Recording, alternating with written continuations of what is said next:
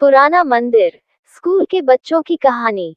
College में चल रही फोटो कॉन्टेस्ट प्रतियोगिता के चलते उस कॉलेज के स्टूडेंट रवि, गौरी, रोहित और नेहा अच्छी फोटो की तलाश में शहर से दूर सुनसान जगह पर बने एक पुराने मंदिर में पहुंचते हैं, जो कि एक खंड में बदल चुका था। पर वह लोग नहीं जानते थे कि जिस जगह पर उन्होंने कदम रखा है, वहां हजारों सैकड़ों साल पहले एक हैवान को मंत्रों से बांधकर तहखाने में दफन कर दिया गया था। उसके बाद वह मंदिर खंडित हो गया था, जिस वजह से सैकड़ों सालों से किसी ने वहां कदम तक नहीं रखा था।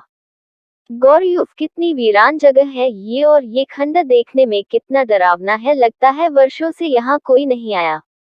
नेहा, तुमने सही कहा गौरी, यहाँ तो सूखे पत्तों और कोहरे के सिवा कुछ नहीं दिख रहा। गौरी, मुझे तो अजीब सा डर लग रहा है। रवि हंसते हुए कहता है, तुम लड़कियों की यही प्रॉब्लम है, हर जगह डरने लगती हो, ऐसी जगह पर ही तो एडवेंचर आता है। गौरी, एडवेंचर तुम्हें आता होगा, मुझे तो अभी से बहुत डर लग रहा है, देखो यह पुराना मंदिर कितना डरावना है। नेहा, क्या हम लोग फोटो शूट करने किसी और जगह नहीं जा सकते? रोहित, तुम्हें अंदर नहीं जाना है तो तुम बाहर इंतजार करो, नहीं तो अपना मुंह बंद रखो। रवि, चलो चलो सब अपने कैमरा और फोन निकालो, अब हम मंदिर के अंदर जा रहे हैं। जैसे ही उन लोगों ने मंदिर के अंदर कदम रखा है, चमगादड़ का एक झुंड आवाज करता हुआ उनके सिर के ऊपर से गुजर गया। लड़कियां डर गई, उनकी चीख निकलने लगी। रोहित हंसते हुए, तुम लोग तो चमगादड़ से भी डर गई। रवि, सब लोग जरा संभल कर आगे बढ़ना, कोहरा मंदिर के अंदर भी हो रहा है, कहीं किसी के चोट न लग जाए। नेहा, यह खंड अंदर से कितना अजीब है, सारे रास्ते एक जैसे लग रहे हैं, जैसे कोई भूल भुलैया हो। खंड में बनी प्राचीन मूर्तियों की फोटो खींचते हुए धीरे धीरे वह लोग आगे बढ़ रहे थे कि तभी रवि, सब लोग इधर आओ, इस पत्थर पर कोई मैसेज लिखा हुआ है। गौरी, तुम्हें तो संस्कृत आती है ना, क्या लिखा हुआ है इसमें? गौरी, यहाँ लिखा है कि 600 साल पहले इस मंदिर के तहखाने में एक आदमखोर हैवान को मंत्रों द्वारा कैद किया गया था, जिस वजह से यह मंदिर शापित और अपवित्र है। सब चौंक जाते हैं। नेहा, क्या कहा? मुझे तो पहले से ही यह जगह भूतिया लग रही थी, मेरा कहना मानो, सब लोग वापस चलो। नेहा की बात सुनते ही सब डर गए। रोहित, कोई कहीं नहीं जाएगा। अरे, यह सब कहने की बातें हैं। तभी गौरी की चीख में सबको चौंका दिया। रवि, गौरी क्या हुआ, तुम चीखी क्यों? गौरी, आह, लगता है मेरे पैर में कुछ चुभ गया। रवि, अरे, उसके पैर से तो खून बह रहा है। जिस जगह गौरी के चोट लगी थी उस जगह के नीचे एक तहखाना था। गौरी के पैर से निकलता खून तहखाने के अंदर टपकने लगा, जिससे सैकड़ों साल से सोया हैवान जाग उठा। नेहा, अरे, यह चारों तरफ इतना कोहरा कैसे बढ़ गया, कुछ दिखाई नहीं दे रहा। तभी अचानक तहखाने का दरवाजा खुल गया और दो भयानक हाथ जख्मी गौरी के पैर पकड़कर अंदर खींच लेते हैं। गौरी की चीखें मंदिर में गूंज गई। रवि, अरे, यह गौरी कहाँ गई, उसके चीखने की आवाज यहीं से आई थी। रोहित, रवि, मुझे लगता है यहाँ कुछ गड़बड़ है, हमें वापस चलना होगा, पर पहले गौरी को ढूंढो। डर की वजह से सबके दिल जोर जोर से धड़क रहे थे। गौरी कहीं भी नजर नहीं आ रही थी।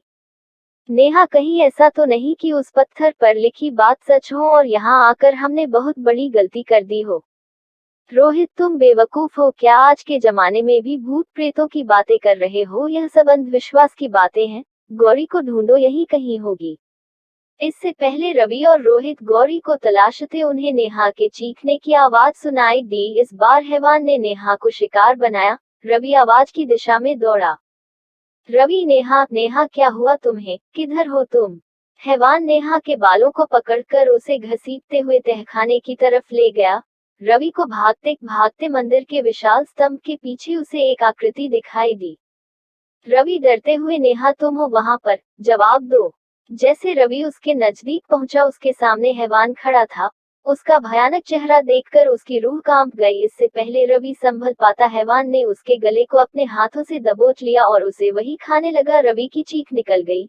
रवि की चीख सुनकर रोहित, ओह नहीं, यह तो रवि की चीज थी, आखिर क्या हो रहा है? बाहर जाने का रास्ता भी नजर नहीं आ रहा है, सारे दरवाजे एक जैसे ही नजर आ रहे हैं।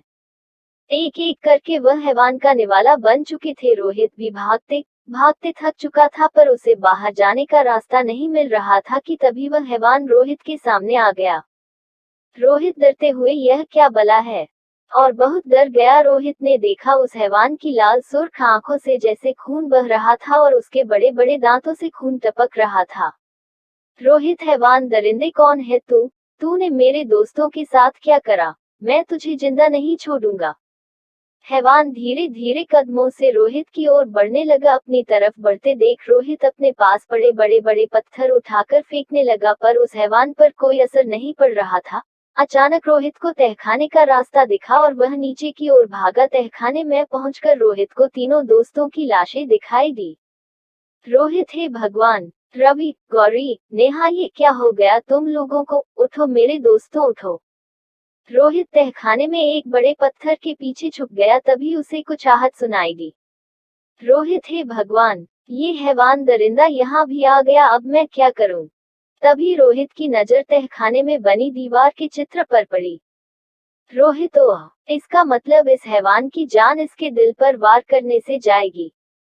रोहित ने तुरंत अपने आसपास निगाहें दौड़ाई तो उसे एक भाला जैसी बनी नुकीली लकड़ी दिखाई दी। रोहित ने उसे तुरंत उठा लिया।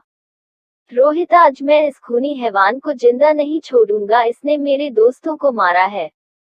इतने में ही रोहित हैवान पर हमला करने गया तो हैवान ने उसकी गर्दन पकड़कर हवा में उठा लिया। रोहित बहुत कोशिश करते हुए हाथ में पकड़ी लकड़ी से हैवान की आंख फोड़ दी। हैवान दर्द के मारे झटपटाने लगा। रोहित ने मौका देकर दूसरी आंख पर भी वार कर दिया। हैवान चीखने लगा। हैवान के चीखने से मंदिर की दीवारें हिलने लगी। इससे पहले रोहित हैवान के दिल पर वार करता है, हैवान ने रोहित का हाथ पकड़कर उसका हाथ तोड़ दिया। पर रोहित ने हिम्मत नहीं हारी। उसने लकड़ी दूसरे हाथ में पकड़ ली और पूरी ताकत से हैवान के सीने पर वार किया कर दिया। रोहित, ये ले शैतान, अब मर! हैवान की खौफनाक चीख से पुराने मंदिर का कोना कोना कांप उठा। रोहित तेजी से सीढ़ियों पर भागने लगा मगर ऊपर पहुंचने की लाख कोशिश करने के बाद भी रोहित वही तहखाने में पहुंच जाता था।